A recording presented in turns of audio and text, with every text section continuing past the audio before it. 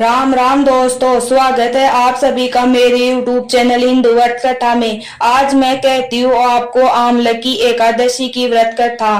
फाल्गुन माह के शुक्ल पक्ष की एकादशी को आमलकी एकादशी या रंग भरी एकादशी या आंवला एकादशी भी कहते हैं। इस दिन भगवान विष्णु के साथ शिव जी की भी आराधना की जाती है। आमलकी एकादशी के दिन आंवले के पेड़ की पूजा की जाती है। इस दिन आमलकी व्रत की कथा भी जरूर सुननी चाहिए। अब जान लेते हैं कथा के बारे में। पौराणिक मान्यता के अनुसार वेदिस नाम का एक नगर था। उस नगर में ब्राह्मण, क्षत्रिय, वैश्य और शूद्र रहते थे। वहां रहने वाली सभी नगरवासी विष्णु भक्त थे और वहां कोई भी नास्तिक नहीं था। उसके राजा का नाम चैत्रथ था। राजा चैत्रथ विद्वान थे और वह बहुत धार्मिक थे। उनके नगर में कोई भी व्यक्ति दरिद्र नहीं था। नगर में रहने वाला हर शख्स वे एकादशी का व्रत करता था।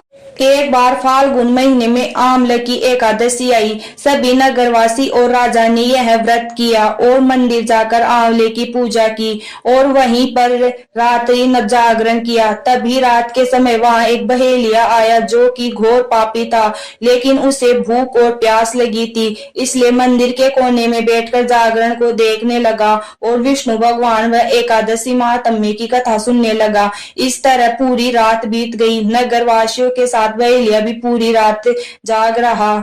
सुबह होने पर सभी नगरवासी अपने घर चले गए। बहेलिया भी अब घर जाकर भोजन किया, लेकिन कुछ समय के बाद बहेलिया की मृत्यु हो गई।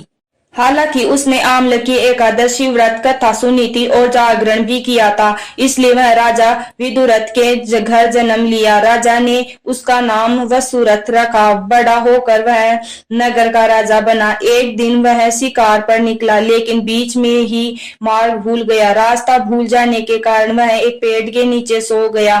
थोड़ी देर बाद वहीं मलेच्छ आ गए और राजा को अकेला देखकर उसे मारने की योजना बनाने लगे। उन्होंने कहा कि इसी राजा के कारण उन्हें देश निकाला दिया गया था, इसलिए इसे हमें मार देना चाहिए। इस बात से अनजान राजा सोता रहा। मलेच्छों ने राजा पर हथियार फेंकना शुरू कर दिया, लेकिन उनके शस्त्र राजा पर फूल बनकर गिरने लगे। कुछ देर के बाद सभी मलेच्छ जमीन पर मृत पड़े थे। वहीं जब राजा की नींद खुली तो उन्होंने देखा कि कुछ लोग जमीन पर मृत पड़े हैं। राजा समझ गया कि वह सभी उसे मारने के लिए आए थे, लेकिन किसी ने उन्हें ही मौत की नींद सुला दी। यह देखकर राजा ने कहा कि जंगल में ऐसा कौन है जिसने उसकी जान बचाई है। तभी आकाशवाणी हुई कि हे राजन, भगवान विष्णु ने तुम्हारी जान बचाई है। तुमने पिछले जन्म में आमलकी एकादशी व्रत कथा सुना था और उसी का फल है कि आज तुम शत्रुओं से घिरे होने के बावजूद जीवित हो। राजा अपने नगर लौटा और सुखी पूर्वक राज करने लगा और धर्म के कार्य करने लगा। ये तो रही कथा। अब जान लेते हैं आमलकी एकादशी पर क्या ना करें। इस दिन लहसुन, प्याज, मसूर की दाल, गाजर, सलजम, गोभी, पालक, मांस, मदिरा आदि का सेवन न करें। एकादशी के दिन बाल न कटवाए और नाखून न काटे। एकादशी के दिन चावल न खाए। इस दिन गुस्सा ना करे और मधुर वाणी बोले। अब जान लेते हैं आमलकी एकादशी पर क्या काम करें।